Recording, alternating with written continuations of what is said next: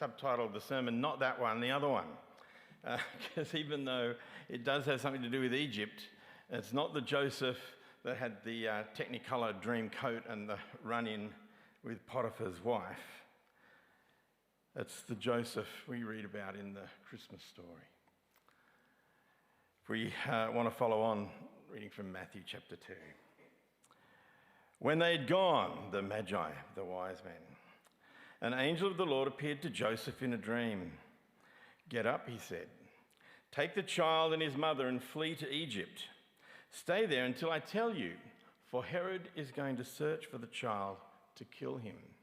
So he got up, took the child and his mother during the night and left for Egypt, where he stayed until the death of Herod.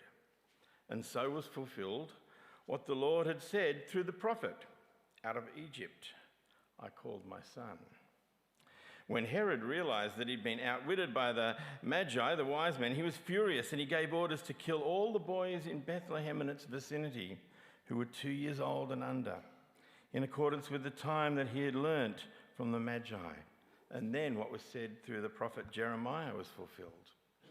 "A voice is heard in Ramah, weeping in great mourning, Rachel weeping for her children and refusing to be comforted because they are no more." But after Herod died, an angel of the Lord appeared in a dream to Joseph in Egypt and said, "Get up, take the child and his mother and go to the land of Israel, for those who were trying to take the child's life are dead."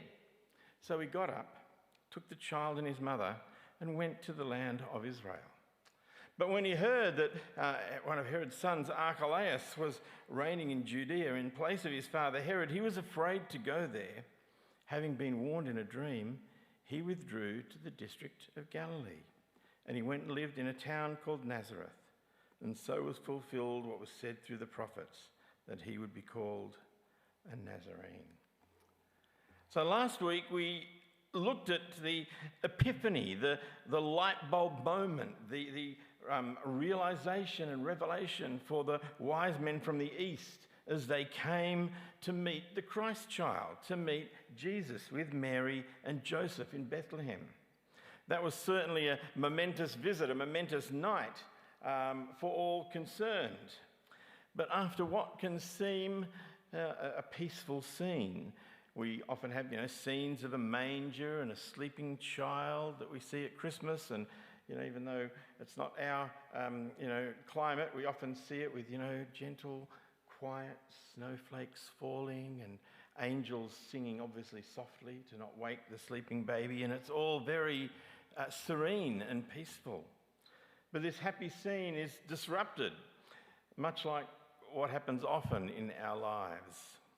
Though I pray that for us, it's not the same kind of disruption as they had. Joseph had a dream, one that was clear enough for him to understand as a warning and as a command from God. And he wasted no time. It says that night, while it was still night, he took the child and his wife Mary and they set off for Egypt. And this wasn't the first time Joseph had responded to a message from God that had come in a dream. You're familiar perhaps with the, other parts of the Christmas story, that when, Gabriel had appeared and told Mary what was going to happen, Joseph, it says, was concerned. She'd found out she was to be pregnant through the Holy Spirit, but Joseph was a faithful husband and didn't want to expose her to public disgrace, but thought he would have a mind to divorce her quietly. But after he considered this, an angel of the Lord appeared to him and said, "Joseph, do not be afraid to take Mary as your wife, because what is conceived in her is from the Holy Spirit. She'll give birth to a son, and you are to give him the name Jesus, because he will save his people from their sins." And all this also had taken place to fulfill what the Lord had said through the prophet, that the virgin would conceive and give birth to a son, which they will call him Emmanuel. And when Joseph woke up, he did what the angel of the Lord had commanded him, and he took Mary home as his wife. So this guy was a dreamer. We read of the angel appearing to Mary. It doesn't say that was in a dream. That was perhaps more directly to her senses. But while we often hear about Mary, and rightly so, she's a very important character in all that took place. We often hear a whole lot more about her than we do about Joseph. And we need sometimes to think about this godly man. Yes, it's true that there's somebody else that Jesus was to call his father. But we can see that Joseph also fathered Jesus. He was attentive to God's voice. He heeded what God's voice said, and he protected and loved his wife and their baby boy, Jesus.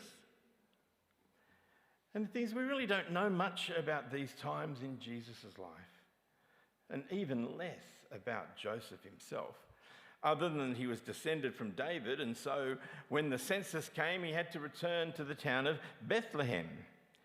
And we know that he worked as a carpenter, because later on we find this talking about Jesus, isn't he the carpenter's son? We also know that, Joseph had some other kids. James, another boy he named Joseph, Simon and Judas, and some sisters. And I'll talk about that a little bit in a while. But the other thing that we can know, besides he came from Bethlehem, he was descended from the line of David and he was a carpenter, is that he wasn't really amongst the rich or the wealthy in their society. It's shown by the fact that when Jesus was 40 days old and they took him to the temple to offer the sacrifice that was part of what they did as the ritual around a birth. And we read here, Joseph and Mary took him to Jerusalem to present him to the Lord and to offer a sacrifice, in keeping with what's said in the law of the Lord. And they offered a pair of doves or 2 young pigeons. And we know that they were not wealthy, because normally those that could afford it would offer a lamb. And it's only that we read in Leviticus that for a woman who gives birth to a boy or a girl, if she cannot afford a lamb, she is to bring 2 doves or 2 young pigeons. So he wasn't a well-off tradie. They were making do.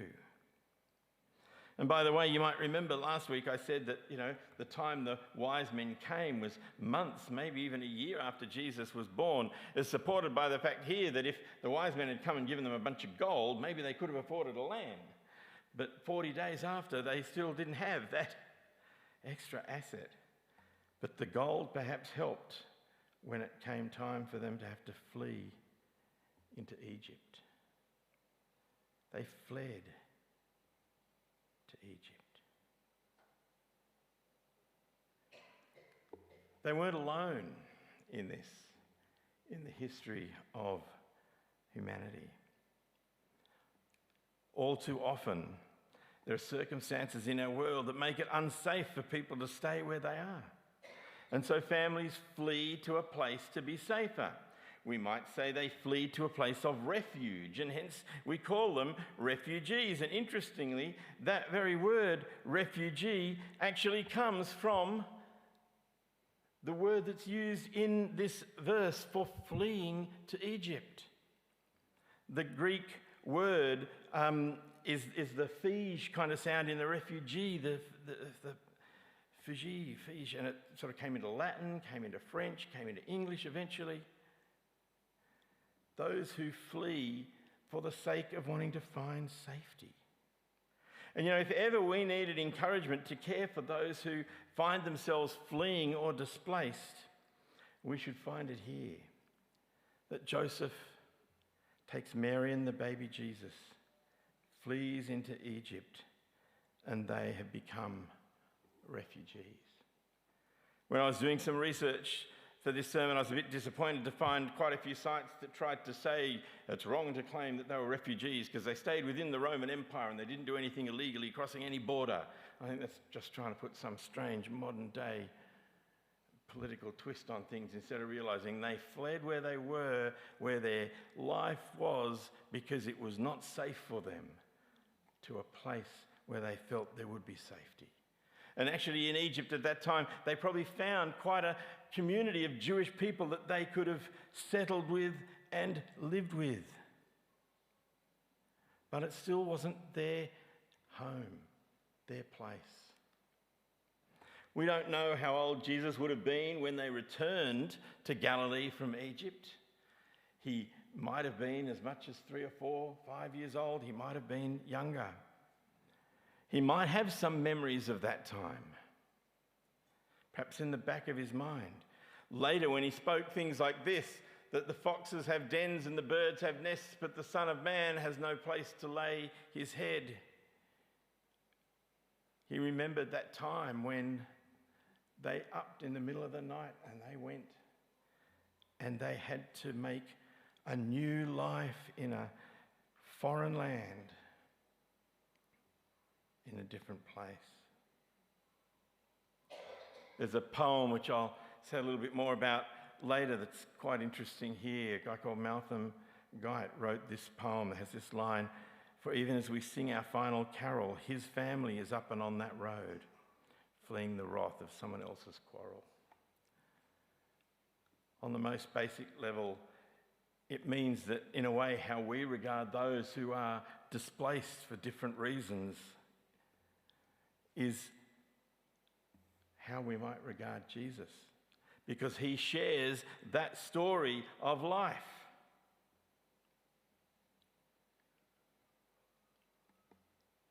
A very human reality. In fact, Jesus says as much in Matthew 25.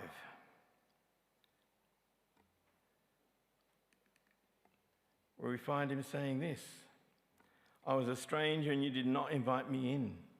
I needed clothes and you did not clothe me. I was sick and in prison and you did not look after me." And they'll answer and say, "Well, Lord, when did we see you hungry or thirsty or a stranger or needing clothes or sick in prison and didn't help you?" And he'll reply, "Truly I tell you, whenever you did not do this for one of the least of these, you did not do it for me."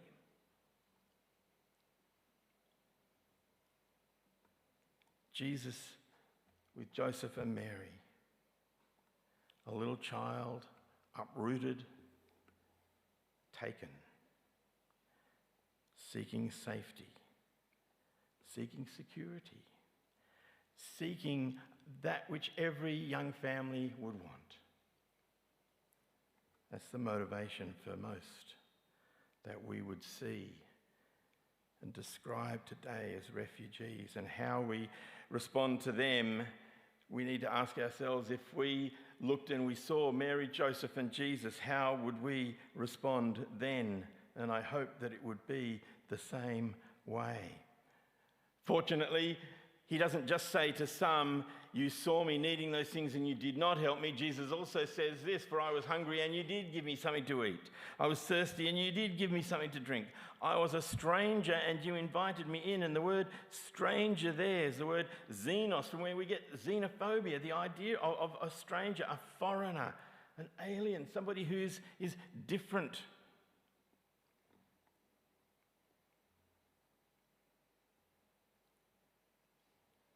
The Old Testament recognized this as a reality in the world, that there would be people disrupted in their lives. And Leviticus says, "For the foreigners that reside amongst you, you have to treat them as if they were native born. Don't treat them differently than you do your own families and yourself. Love them as yourself. And do that because you were foreigners in Egypt." The people of Israel had found themselves as strangers in a strange land in Egypt once before. And now the person of Jesus, in whom all the promises that Israel sort of typifies were wrapped up in him, he also found himself a stranger in a strange land, a foreigner in Jesus. The founder of World Vision has a prayer which, when we hear these next statistics, is a prayer that perhaps we could all relate to and understand. That just to look at the number of children at the moment that they feel are displaced because of persecution and war and trouble and strife is over 43 million. I just looked up while Jeff was talking, and Mission Without Borders talks just about 7.5 million Ukrainian refugees at the moment. And Bob Pierce, who founded World Vision in 1950 and later in the 70s, I think he ended up founding Samaritan's Purse, had this as a prayer that he wrote before he was doing these things as he was founding World Vision. Lord, let my heart be broken by the things that break the heart of God. So to paraphrase, Lord, break my heart with the things that break yours. And surely these things, I think, break God's heart even more because in Jesus he has lived this experience himself. Like the patriarchs of the Old Testament, from Abraham to Joseph, as I said, the other one, they fled. And that's why we can read this about this story in Jesus' life, and it refers back to the prophecies that talked about Egypt and the experience of the Israelites in Egypt being called eventually back to the promised land. That Jesus fulfills that as well, also coming back out of Egypt, back into the promised land. And this all echoes these lives from Abraham to the other Joseph, the first Joseph, who fled troubles, went to Egypt, and then were called out to come back. And interestingly, you saw that dream where Joseph heard the voice of God say, you can now go back to Israel because the people that were trying to kill you are dead. Moses, in this case, is told he can go back to Egypt because he'd fled Egypt because the people that were there were wanting to kill him, wanted him dead.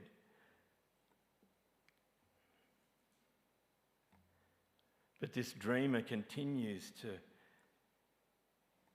be in tune with God. This man we don't hear a whole lot about other than that God speaks to him, and when God speaks, he takes it on board and acts. When Joseph had heard that Archelaus was reigning in Judea, he was afraid to go there. Having been warned in a dream, he instead withdrew to the district of Galilee. Judea is where Bethlehem was, where they'd, if they'd gone up from Nazareth to Bethlehem, it seems that for whatever reason they'd perhaps stayed there for a time, gone from there into Egypt, came back, were perhaps going to go back to Bethlehem because they'd obviously established a bit of a new life there, but he'd been warned that that wasn't particularly safe because this guy Archelaus was around. So he went back and lived in Nazareth. And, we read in Luke that he came from Nazareth to start with. So perhaps it's, sensible that it was familiar for him to resettle. But as I said, we don't sort of know a whole lot about Joseph. Other than he was a descendant of David, a carpenter, and they weren't particularly well off. There is something else that we know about Joseph. And he's mentioned again with Mary and Jesus, not by name, but just says every year Jesus' parents went to Jerusalem for the festival of the Passover. And when he was 12 years old, they went to the festival according to the custom. And we know perhaps that story. So when Jesus was 12, Joseph and Mary were still parenting him, looking after him. But by the time we begin to read of Jesus' public ministry beginning, Joseph only gets mentioned in the sense of a whole lot of skeptical townspeople saying, what, Jesus the prophet? Surely not. Prophets are special, amazing people. This is just Jesus. He's just the carpenter's son. He's Mary's boy. His brothers are James and Joseph, Simon and Judas. His sisters are here. We know him. He can't be special.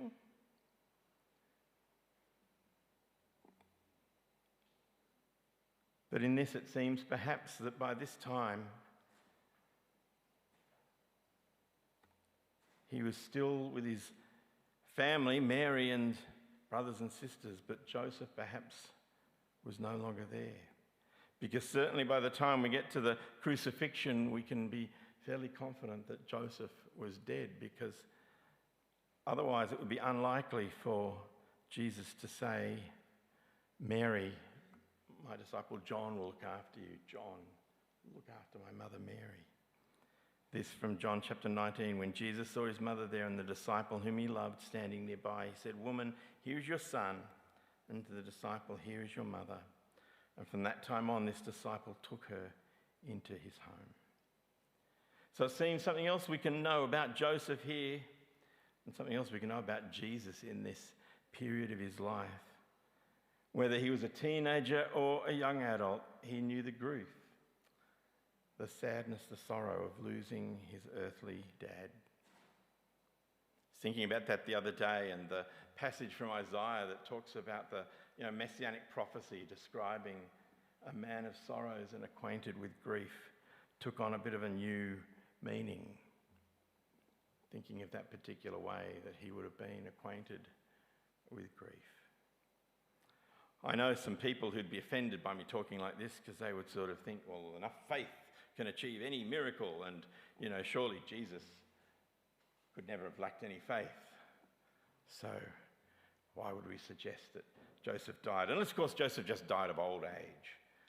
There was a tradition in the church that Joseph was 90 when he maybe married Mary, but that just seemed to be to try and protect the idea of Mary remaining a virgin. And where it talks about the other brothers and sisters in those cases, they all try to say that it was a second marriage for Joseph and they were children from before or something, but I don't think that's really likely. I think that it was a normal, youngish married couple. And,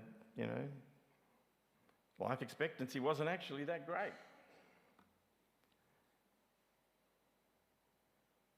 It's amazing. But I think it's also quite rich. Because when I think about this, it's just another part of the amazing mystery of the Christmas story, of Christianity in general, that the uncreated, eternal Word of God that we read about in John 1:1. In the beginning was the Word was with God, and the Word was God. And then the Word became flesh and dwelt amongst us. That this divine being is also one of us, born, vulnerable, needing to be taken away for safekeeping by this young couple into Egypt. He knew what it was to grow. He knew what it was to taste joy. He knew what it was to taste grief and loss. It reminds me how he lived a human life while also being divine. Which brings me to a side thought about Jesus saving. As Christians, we can sometimes just concentrate on what saves us about Jesus, being his death. It's all about the cross, all about the crucifixion, all about his death. We deserve death. He took the death that we deserve. That's what it's all about. And you know what? If it's all about the death, then why not die at the hand of Herod when he is too? Why would that have been different, dying at Herod at the age of 2, than dying at the hand of another Herod, Pilate, and the chief priests some 30 years later? Well, I think it is different, because all that we do read about the life of Jesus and all that isn't recorded about the life of Jesus, of his birth, his life, his death, his resurrection and his ascension, all of that is his work to save us. At the cross, he took on our sin, but with his birth, he took upon himself our human flesh. And in his childhood, his adolescence, his youth and his life, he took all of our humanity and showed that he took all of that wrapped up in him, so that when we are in him and he in us, that's what brings us salvation. And these little stories, these few, if only we had more. And there's lots of ones that the church has ended up with as traditions that may have some grains of truth in them, but are probably often just fanciful, because it would be so amazing to know. But in all those gaps, he was fully divine. He was fully human. He had Mary and he had Joseph for some of that time. And in this, we see Joseph as a faithful father. And we see Jesus as the God-man. And how we relate to him when we understand those truths can just change the way we live as Christians, and perhaps make us that little bit more earthly grounded as well as heavenly minded. I want to end by just reading a bit more of that poem that I mentioned a little while ago. A guy called Malcolm Guite, who apparently is an Anglican minister. He was born in Nigeria to British parents. They were Methodist lay people working there, but while they were working there, working with a mind to do mission. And he was born there, grew up there, lived for a while in Canada before going back to the UK, where he became an Anglican minister. And I like one description I found of him was, imagine what would happen if John Donne, ever studied him at school, poet, if John Donne journeyed to Middle Earth by way of San Francisco, took musical cues from Jerry Garcia, fashion tips from Bilbo Baggins, and then rode back home on a Harley Davidson. And you'd imagine this guy. Got a picture of him there. And apparently King Charles asked that this poem be read at a Christmas service in 2022. It says this about Jesus: we think of him as safe beneath the steeple or cosy in a crib beside the font. But he is with 1 million displaced people on the long road of weariness and want. For even as we sing our final carol, his family is up and on that road, fleeing the wrath of someone else's quarrel, glancing behind and shouldering their load. Whilst Herod rages still from his dark tower, Christ clings to Mary, fingers tightly curled. The lambs are slaughtered by the men of power, and death squads spread curse across the world. But every Herod dies and comes alone to stand before the Lamb upon the throne. The final line of that poem can be quite satisfying. Herod gets what's coming to him. But this story in the childhood of Jesus reminds us that he had a childhood. He didn't just have a preaching and a healing ministry, not just a crucifixion on a cross, not even just a resurrection from a tomb. He had a whole human life, lived as the one who is still wholly divine. This whole message of the Gospels is that God shares our human life with the purpose and intent of being able to redeem and save every person, changing hearts, even those within which there is evil, and even within us where perhaps there are seeds of things that we would rather not confront. Changing those to be hearts after himself. He does this also for us. This is the good news of the gospel, and I think this is probably Joseph's deepest dream come true. As John has said, the Word became flesh, made his dwelling amongst us. We've seen his glory, the glory of the one and only Son, who came from the Father, full of grace and truth. Let me pray.